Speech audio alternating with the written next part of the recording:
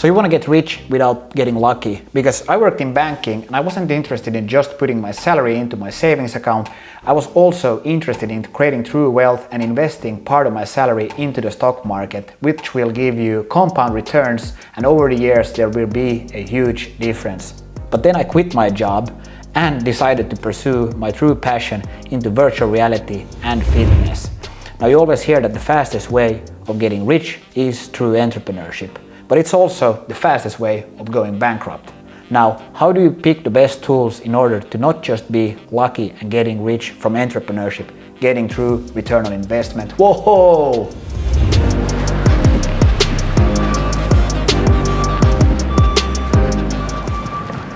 So let's discuss the best tools of getting rich without getting lucky.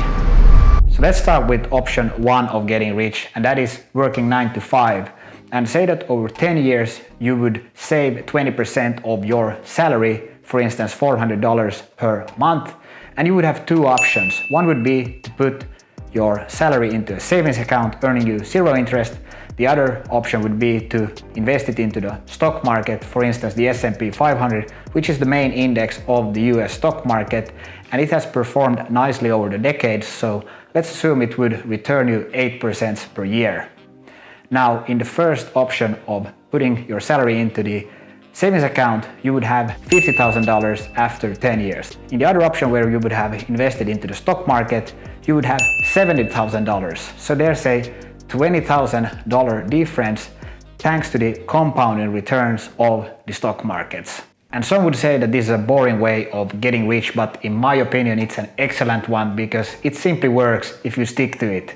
And this was basically what I did when I was working in the banking industry. I invested part of my salary into the stock markets, but then as unfortunately my family faced many hardships, I started thinking that I only live once, so I wanted to pursue my true passion into fitness and video games. Now this requires a lot of planning, as we will discuss in this video, and one of the first steps is you have to come over the fear that what will other people say, how will they judge you when you start doing your own thing, because basically no one cares as everybody is just busy with their own lives, and the sooner you can get over that, then the better. I wasted a lot of time personally on this. Now if you were wondering what the hell I was boxing with that Oculus Quest VR headset, I think it will illustrate really nicely the tools and principles that I've been using in order to build my passion into a business. Now remember, this isn't investment advice, neither am I trying to sell you any entrepreneurship course. Simply I'm just asking you to like the video if you enjoy it, as it will help the algorithm to recognize this channel so I can keep making content that you want to see.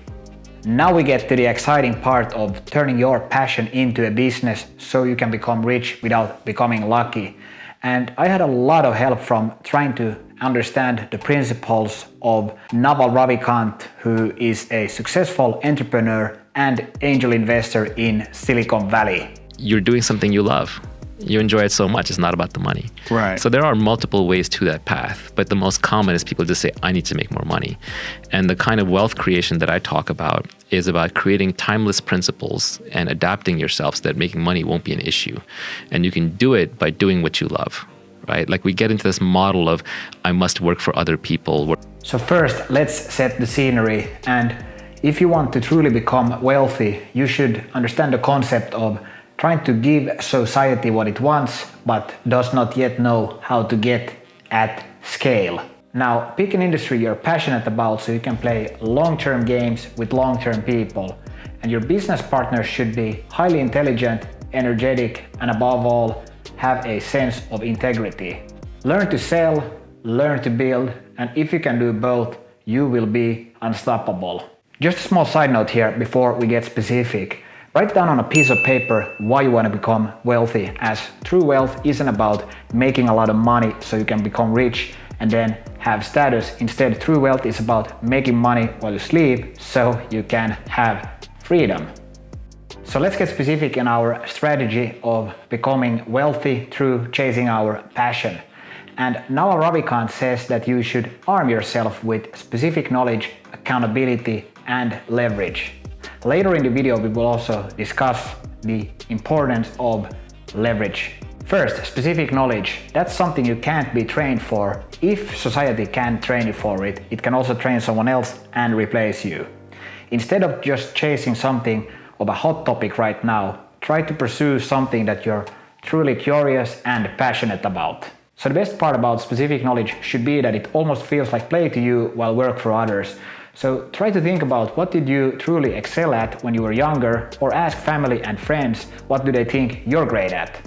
And specific knowledge should be something highly technical or creative. This is in order so that it can't be outsourced or automated. For example, when I was a kid, I enjoyed a lot of sports and different activities, and now when I'm older, I'm mixing different elements from physiotherapy, personal training, nutrition, and when you mix them together, it's a unique skill. It can't be trained at school. Or when you think about our startup, which we will discuss later in this video, we have a very creative and specialized team in finance, game development, and marketing. Finally, leverage or scalability. Now, when you want to build true wealth, you have to have leverage. So in business, that comes from capital, people, or some product or service that you can distribute at a marginal cost of zero.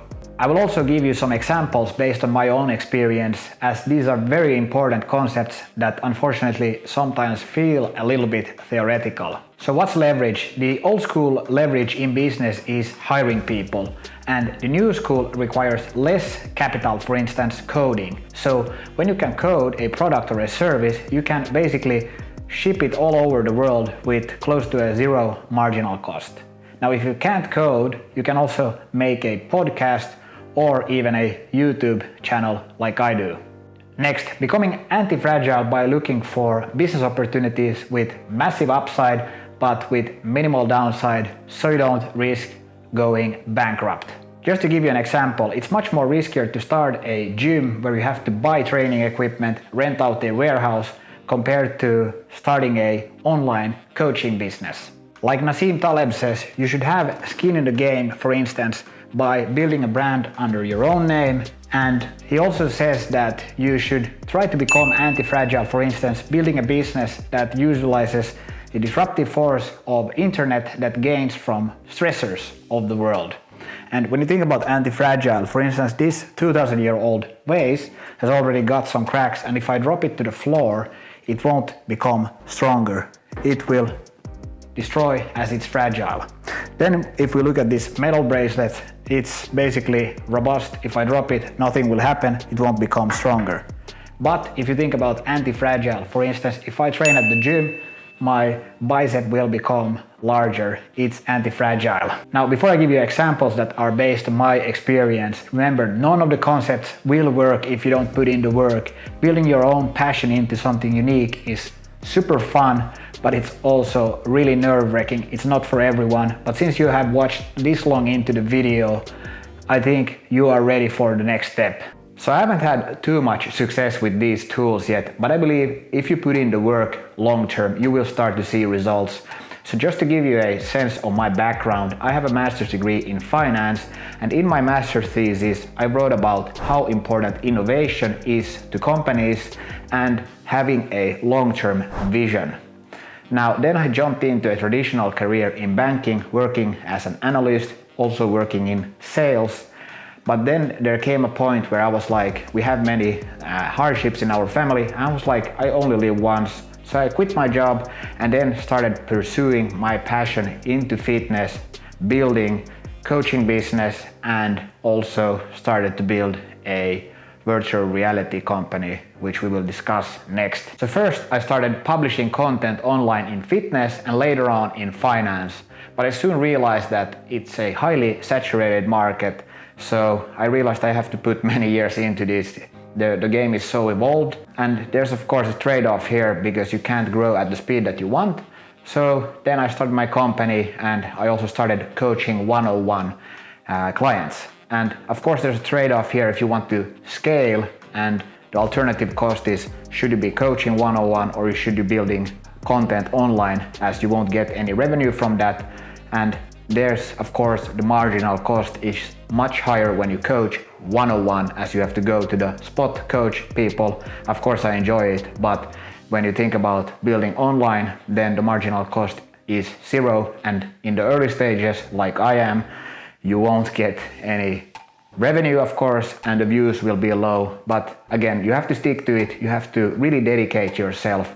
Then you will start to see results, at least hopefully. So the principles discussed in this video work perfectly with my brand, since I try to provide you the best tools in fitness and finance based on the 80-20 rule. So the 20% that give you 80% of the results. And I'm accountable since my company is named under me, and my website, Instagram and YouTube are all named based on Axel's method, so Axel method.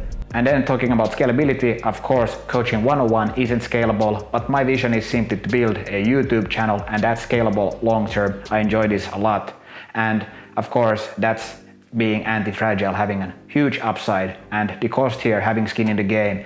I will basically look like an idiot if I talk here and no one cares, but that's that. And then when you think about well, I can show you guys what I've invested in. I have this nice light here from my sister's studies in art, so I got that for free. And then I have my dad's old tripod, and my friend made this, so that's a pretty nice setup I have here. And again, I think it's really important to test your tools in practice. So last year when we came up with our friends to build a virtual reality startup, it was perfect for me to test my skills in finance and also in fitness, since you really need to stay healthy during those stressful times with the most efficient tools. So finally I can reveal to you what I was boxing in that VR headset, and basically two of my childhood friends and me last year came up with the idea that hey, we should build a virtual reality video game, and we have specific knowledge in the area of martial arts and also game development. So that's specific knowledge right there. Then of course we have to make sure that it's a really awesome game, and then it will be scalable at a close to a zero marginal cost. And then talking about skin in the game, it's really hard for a first-time startup to get the funding, and we managed to self-fund and also get an angel investor on board. So finally, getting rich without getting lucky, the graph that we discussed in the beginning of the video. Now when you look at a traditional career and investing long term, it's an excellent option. Then again, if you can deal with the uncertainty, building a startup and a YouTube channel, and you don't have too much of a downside, then the opportunity is anti-fragile. So you can have exponential growth getting rich. Hopefully you found these tools as eye-opening as I did for getting rich without getting lucky, and we can continue the discussion in the comment section. And as Naval Ravikant says, when you finally become wealthy, you will realize that that wasn't what you were looking for in the first place, but that's for another day. And working as an entrepreneur is exciting, but also stressful. So in the next video, we will discuss the best exercises you can do in order to stay in shape. And in the meanwhile, I'll link here another video that will help you also out on that. Thanks for watching. I'll see you in the next one.